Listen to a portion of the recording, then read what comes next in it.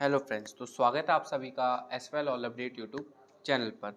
Friends, आज की जो हमारी वीडियो होने वाली है उसके अंदर हम हिस्ट्री ऑफ इंडिया का जो यूनिट फर्स्ट है उस पार्ट फर्स्ट का जो यूनिट फर्स्ट के पार्ट थर्ड हम देखने वाले हैं। यानी जो यूनिट फर्स्ट के अंदर सामाजिक मुद्दे और सुधार आंदोलन है उसके अंतर्गत हम महिला सुधार आंदोलन के बारे में पढ़ने वाले हैं आज की इस यूनिट के अंदर, जो कि 1858 से लेकर 1947 के हिस्ट्री के अंदर है, जो कि 6 सेमेस्टर के स्टूडेंट के लिए ये आज की वीडियो होने वाली है। तो फ्रेंड्स, इसके अंदर हम डिस्कस करेंगे जो महिला सुधार आंदोलन था वो क्या था और महिला ने बेसिकली समाज में किस प्रकार से सुधार आंदोलन की शुरुआत करी और कौन कौन से इनके योगदान हमें देखने को मिले। तो फ्रेंड्स, अगर आप चैनल पे नए आए हैं तो प्लीज़ चैनल को सब्सक्राइब जरूर कर दीजिएगा एंड इस वीडियो को अपने किसी 5 दोस्तों के साथ शेयर जरूर कर दीजिएगा। एंड अगर आपको इसके पीडीएफ नोट्स चाहिए तो आप हमारे टेलीग्राम चैनल को जरूर ज्वाइन कर सकते हैं। उसके अंदर हम ये सारी पीडीएफ्स आपको शेयर जरूर कर देंगे। तो आइए चैप्टर को स्टार्ट करते हैं। फ्रेंड्स, सबसे पहले हम इसके इंट्रोडक्शन की बात करेंगे। तो भारत में जो 19वीं और 20वीं शताब्दी के दौरान सामाजिक सुधार आंदोलन का एक महत्वपूर्ण पहलू महिलाओं की स्थिति को सुधारने से जुड़ा था। यानी जो भारत में 19वीं और 20वीं शताब्दी थी उसमें जो सामाजिक सुधार आंदोलन हो रहे थे उसमें से जो एक महत्वपूर्ण पहलू था वो हमारा महिला सुधार आंदोलन से जुड़ा हुआ था। यानी जो भारतीय समाज था वो महिलाओं की स्थिति में बहुत पिछड़ा हुआ था, उन्हें शिक्षा से वंचित रखा जाता था, बाल विवाह समाज में बहुत ही ज़्यादा प्रचलित थी, विधवा की दशा अत्यंत दयनीय थी और पर्दा प्रथा जैसी दहेज जैसी कुरीतियाँ ने भी समाज में अपनी काफ़ी ज़्यादा जड़ें जो है जमा रखी थी। 1858 से लेकर 1947 के बीच भारत में कई सामाजिक सुधारकों, संस्थाओं और आंदोलनों ने महिलाओं के अधिकार, शिक्षा और सामाजिक स्वतंत्रता के लिए कार्य किया। यानी 19वीं और 20वीं शताब्दी के अंतर्गत भारत में जो महिलाओं की स्थिति थी वो काफ़ी ज़्यादा दयनीय थी। उन्हें शिक्षा का अधिकार नहीं था, उन्हें बाल विवाह तथा सती प्रथा जैसे प्रताड़नाओं को भी झेलना पड़ता था और वो उनकी जो स्थिति थी वो काफ़ी ज़्यादा ही दुखद स्थिति में वो थी। यानी इस कालखंड में महिलाओं को जो है शिक्षा का अधिकार नहीं था, विधवा पुनर्विवाह, दहेज प्रथा और बाल विवाह और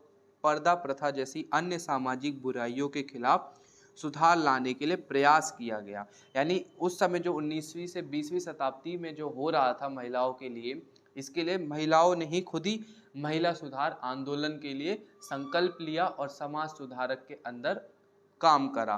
तो इस पूरे चैप्टर के अंदर हम बेसिकली वही देखने वाले हैं कि जो महिला सुधार आंदोलन था वो क्या था और महिलाओं ने समाज में सुधार करने के लिए इस आंदोलन के अंतर्गत कौन कौन से कार्य करे। तो सबसे पहले हम बात करेंगे 19वीं शताब्दी के महिला सुधार आंदोलन की। 19वीं शताब्दी में भारतीय महिलाओं की स्थिति अत्यंत दयनीय थी। समाज में जो कुरीतियाँ थी उसके कारण महिलाओं को शिक्षा का अधिकार नहीं था, उन्हें स्वतंत्रता और समान अधिकारों से वंचित रखा जाता था। बाल विवाह, सती प्रथा, विधवा पुनर्विवाह पर रोक, पर्दा प्रथा और दहेज जैसी कुप्रथा महिलाओं के विकास में बाधक थी। इस स्थिति को सुधारने के लिए कई समाज सुधारक और आंदोलनों ने प्रयास किया कि 19वीं शताब्दी को महिला सुधार आंदोलन का प्रारंभिक और महत्वपूर्ण युग माना जाता है। यानी इस स्थिति को सुधारने के लिए बहुत सारे सुधारकों ने कार्य करा, चाहे वो महिला हो या पुरुष हो।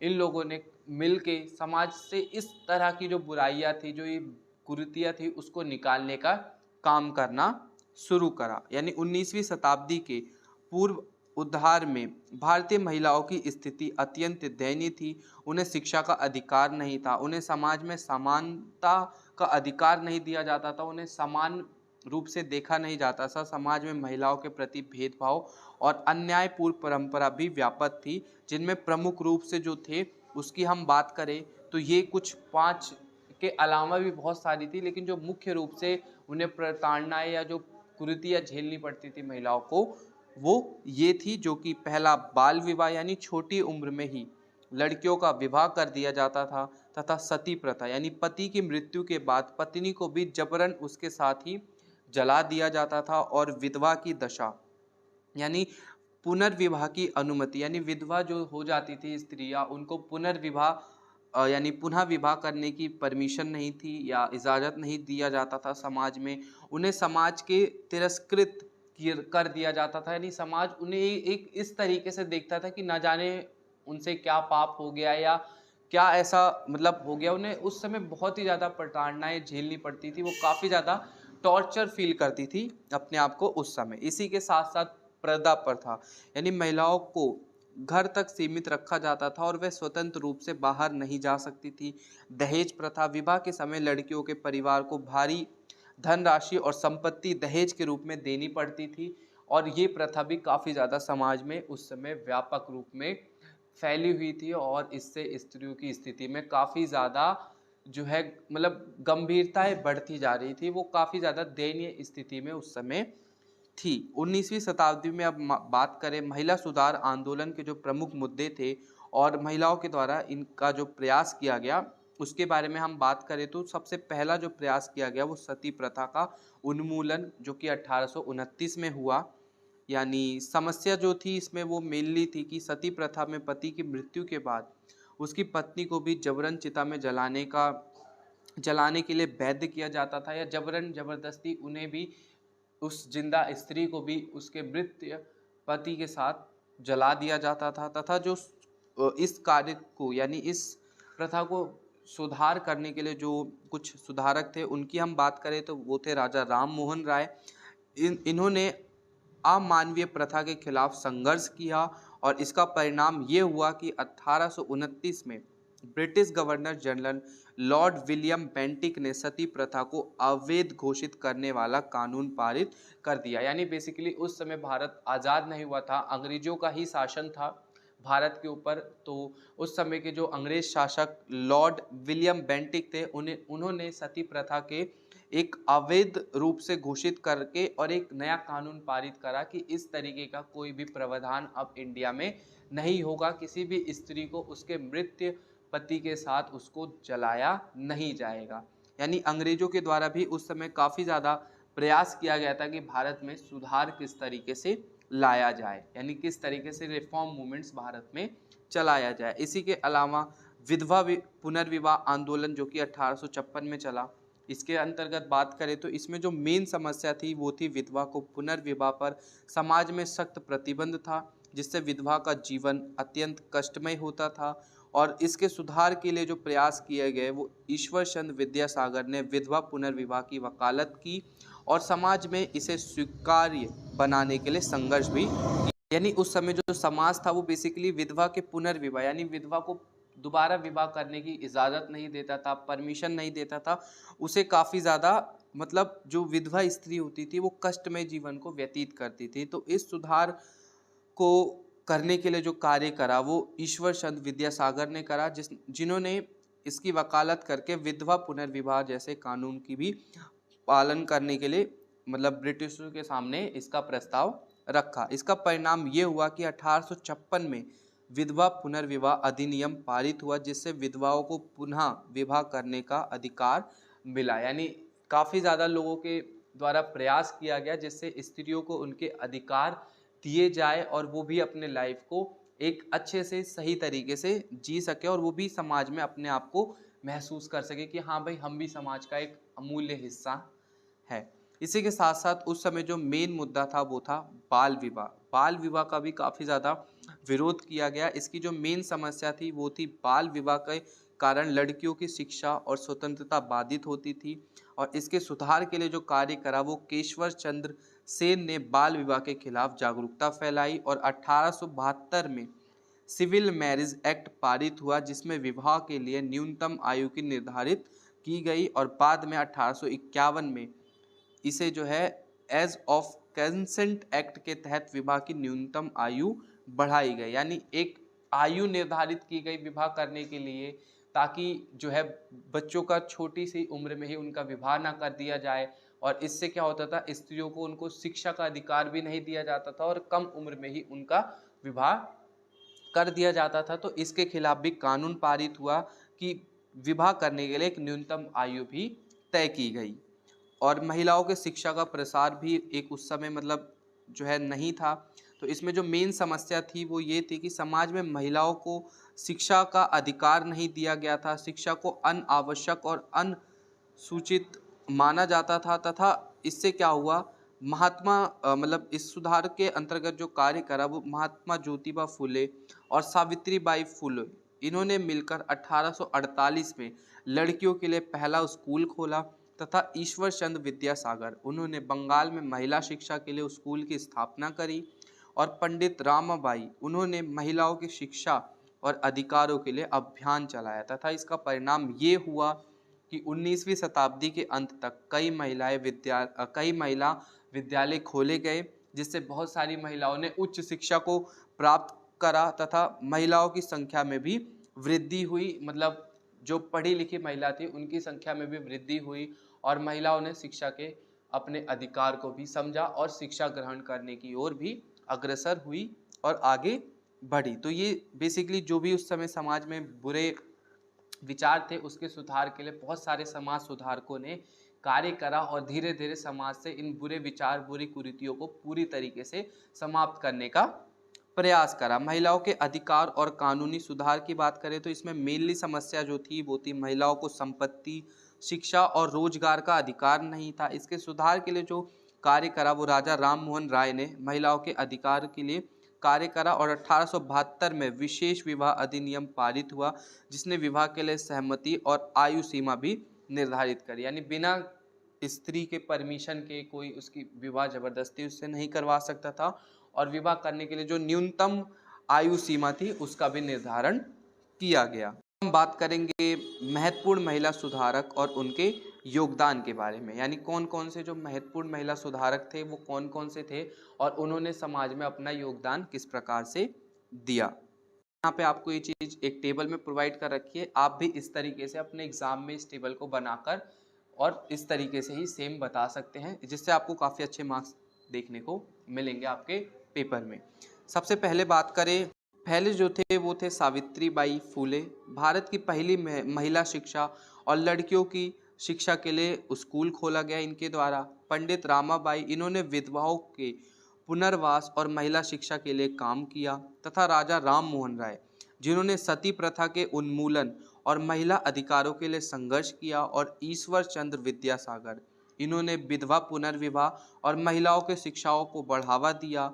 और ज्योतिबा फुले, जो कि महिलाओं और दलितों की शिक्षा के लिए प्रयास किए गए। यानी ये जो कुछ मेन लोग थे जिन्होंने समाज में स्त्रियों के लिए अपना महत्वपूर्ण योगदान दिया और उनके शिक्षा के लिए काफ़ी ज़्यादा कार्य करे।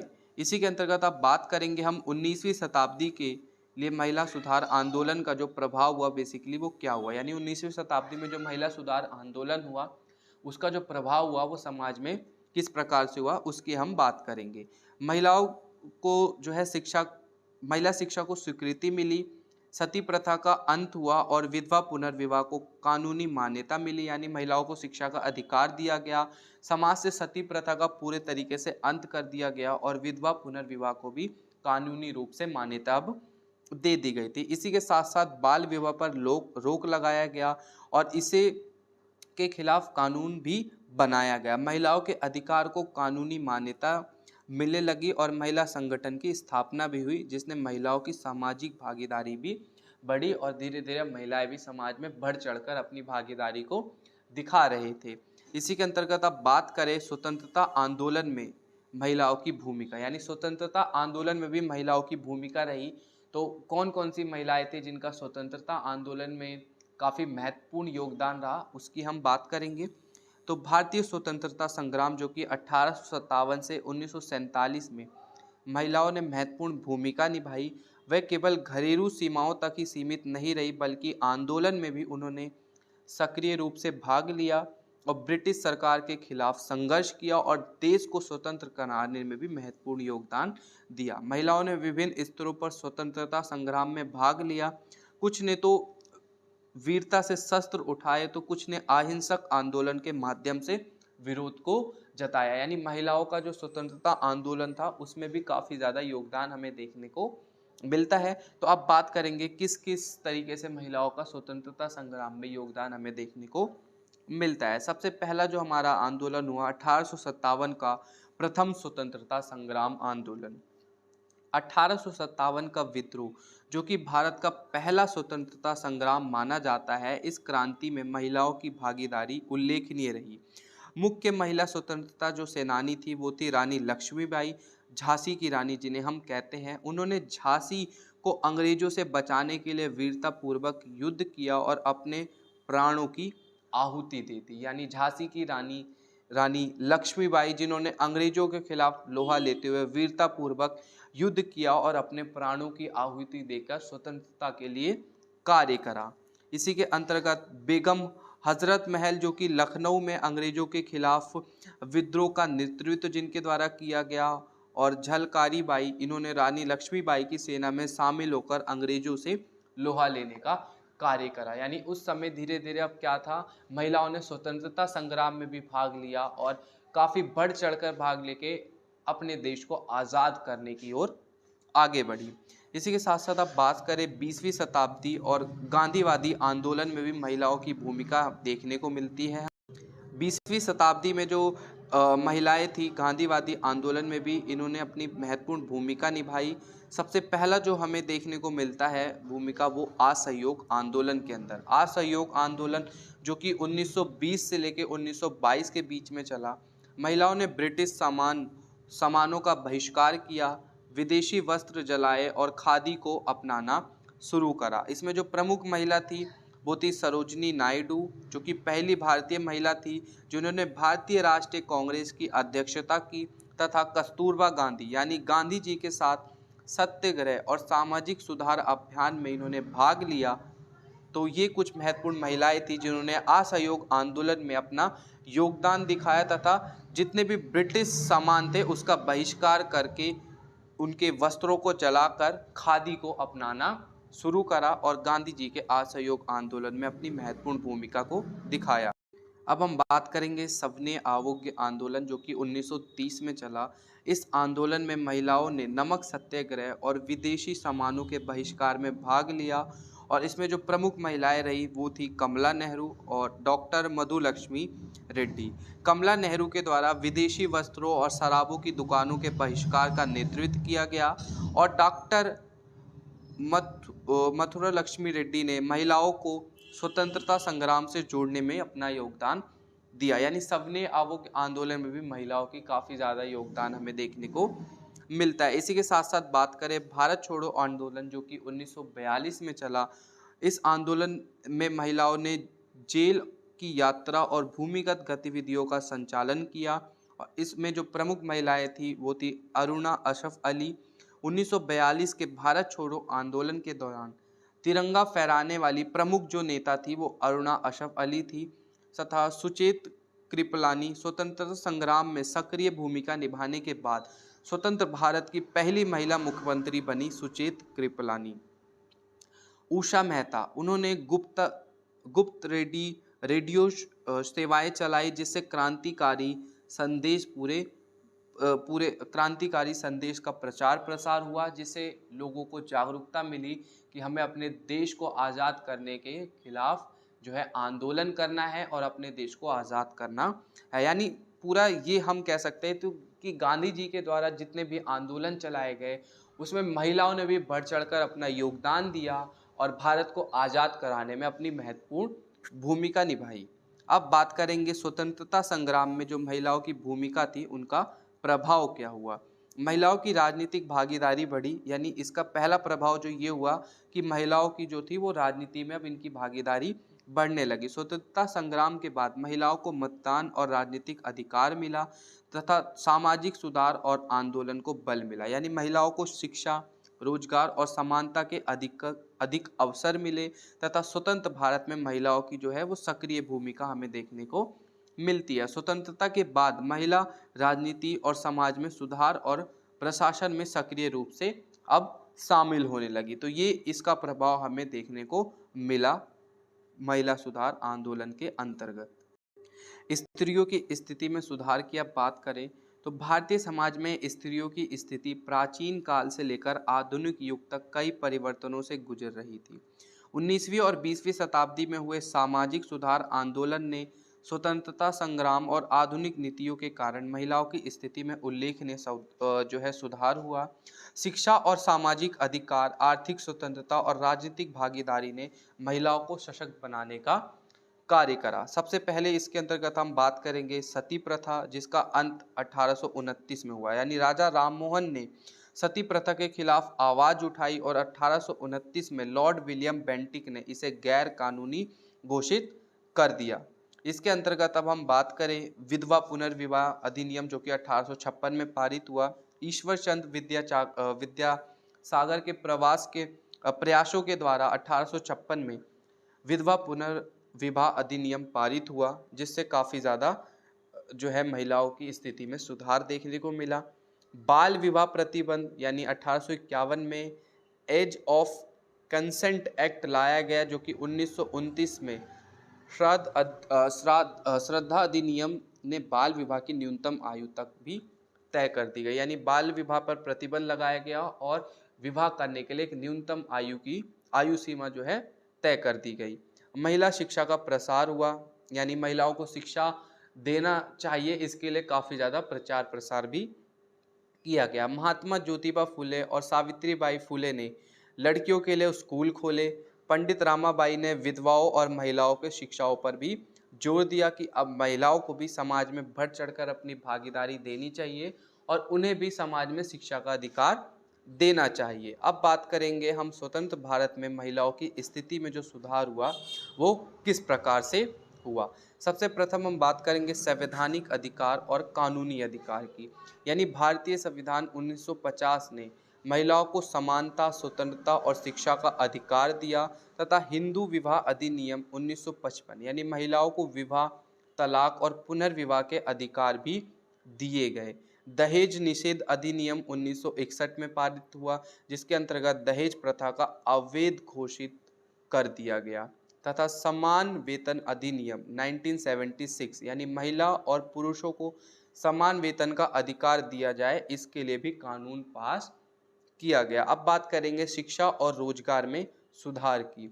यानी सरकार ने लड़कियों की शिक्षा के लिए योजनाएं शुरू की, जैसे बेटी बचाओ बेटी पढ़ाओ योजना, जो कि हमारे माननीय प्रधानमंत्री श्री नरेंद्र मोदी जी द्वारा शुरू की गई। सुकन्या समृद्धि योजना, महिलाओं की भागीदारी चिकित्सक, विज्ञान और राजनीति और अन्य क्षेत्रों में भी इसकी भूमिका बढ़ी। अब बात करेंगे राजनीतिक भागीदारी की। तो राजनीतिक भागीदारी के अंदर हम बता सकते हैं सुचित्रा कृपलानी, जो कि भारत की पहली महिला मुख्यमंत्री बनी। इंदिरा गांधी भारत की पहली महिला प्रधानमंत्री बनी और पंचायत में महिलाओं के लिए 33% आरक्षण भी लाया गया। तो ये सारे कार्य भी भारत में महिलाओं की स्थिति को सुधारने के लिए ही किए गए। अब हम बात करेंगे स्त्रियों की स्थिति में सुधार के लिए प्रमुख सुधारक और सामाजिक एवं धार्मिक संगठनों द्वारा किस प्रकार से प्रयास किए गए। भारत में महिलाओं की स्थिति को सुधारने के लिए 19वीं और 20वीं शताब्दी में कई समाज सुधारकों और संगठनों ने अपनी महत्वपूर्ण योगदान दिया। उन्होंने स्त्रियों की शिक्षा, विवाह और विधवा पुनर्विवाह, दहेज प्रथा, सती प्रथा और अन्य सामाजिक बुराइयों को समाप्त करने के लिए संघर्ष किया। इनके जो प्रयास थे उसमें महिलाओं के लिए समान अधिकार मिलने लगे और वे शिक्षा, राजनीति और सामाजिक कार्य और रोजगार के क्षेत्र में भी आगे बढ़ने लगी। धीरे धीरे अब समाज में महिलाओं को अधिकार देने के लिए कार्य किए जाने लगे, उनको रोजगार मिलने लगा और शिक्षा के लिए भी प्रोत्साहन अब दिया जाने लगा। प्रमुख समाज सुधारकों और उनके योगदान की हम बात करें तो सबसे प्रथम में आप राजा राममोहन राय के बारे में बता सकते हैं, जिन्होंने 1772 से लेकर 1833 में अपना योगदान दिया। उनका जो योगदान था वो था सती प्रथा के उन्मूलन के लिए उन्होंने संघर्ष किया, यानी सती प्रथा को पूरी तरीके से समाप्त करने के लिए इन्होंने अपना प्रयास करा। 1829 में सती प्रथा का गैर कानूनी घोषित करवाने में सफलता मिली तथा महिलाओं की शिक्षा और संपत्ति के अधिकार का भी इनके द्वारा समर्थन किया गया। दूसरे नंबर पे आप बता सकते हैं ईश्वर चंद विद्यासागर, जिन्होंने 1820 से लेकर 1891 में अपना योगदान दिया। इनका जो महत्वपूर्ण योगदान था वो था विधवा पुनर्विवाह आंदोलन को बढ़ावा दिया गया तथा 1856 में विधवा पुनर्विवाह अधिनियम भी पारित करवाने में इनका योगदान रहा और महिलाओं की शिक्षा के लिए कई विद्यालय भी इनके द्वारा स्थापित किए गए। तथा तृतीय नंबर पर जो आते हैं वो है ज्योतिबा फुले और सावित्री बाई फुले। इन्होंने भी स्त्रियों की शिक्षा के लिए काफ़ी ज़्यादा कार्य करे तो 1848 में भारत का पहला महिला स्कूल भी इनके द्वारा खोला गया। बाल विवाह और जातिगत भेदभाव के खिलाफ भी इनके द्वारा अभियान चलाया गया। विधवा पुनर्विवाह और महिलाओं को शिक्षा महिलाओं को शिक्षा मिले, इसका भी इनके द्वारा समर्थन किया गया। स्वामी दयानंद सरस्वती जो कि 1824 से लेकर 1883 के बीच में रहे, उनका जो महत्वपूर्ण योगदान रहा वो था आर्य समाज की स्थापना, जिसने महिला शिक्षा, विधवा पुनर्विवाह और बाल विवाह निषेध को बढ़ावा दिया और महिलाओं के अधिकारों की रक्षा करने के लिए धार्मिक सुधारों की वकालत की।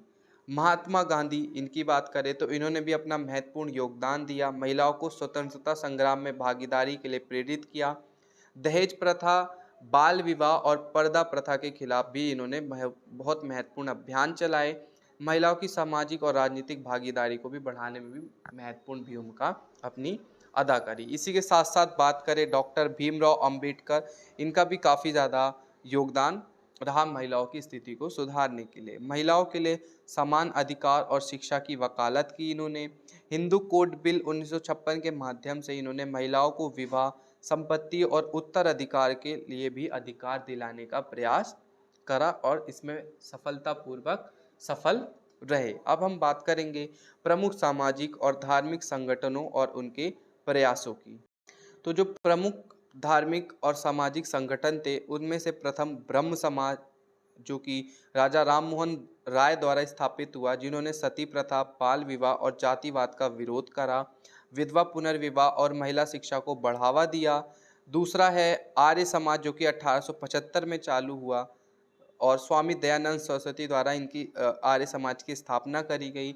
इनके द्वारा बाल विवाह, सती प्रथा और दहेज प्रथा के खिलाफ भी कार्य किया गया। महिलाओं को वेदों के अध्ययन और शिक्षा का अधिकार दिलाने की भी वकालत इनके द्वारा की गई। अब निष्कर्ष रूप में हम ये कह सकते हैं कि